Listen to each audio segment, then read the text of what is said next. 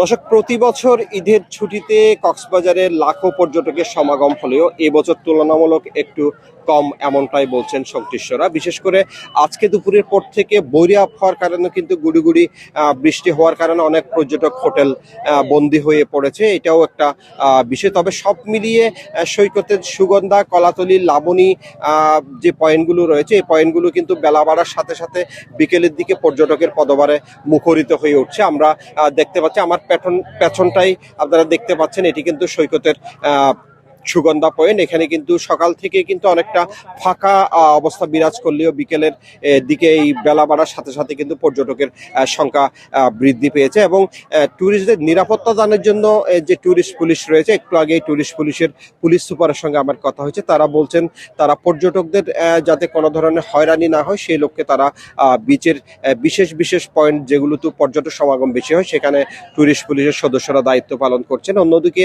জেলা প্রশাসনের পক্ষ থেকে নির্বাহী ম্যাজিস্ট্রেটের নেতৃত্বে পর্যটকরা যাতে হোটেল মোটেলে হয়রানির শিকার না হয়, বাড়তি ভাড়া যাতে আদায় করা না হয়, সেই বিষয়গুলো দেখভাল করছেন বলে আমাদের জানিয়েছেন। তবে সব মিলিয়ে জেলা প্রশাসনের পক্ষ থেকে যেটি বলা হচ্ছে, এই ঈদের ছুটিতে কোনো পর্যটক যেন হয়রানির শিকার না হয় এবং ভালো স্মৃতি নিয়ে যাতে কক্সবাজার থেকে সকল পর্যটক ফিরতে পারে, সেই ব্যবস্থাই জেলা প্রশাসনের পক্ষ থেকে করা হয়েছে।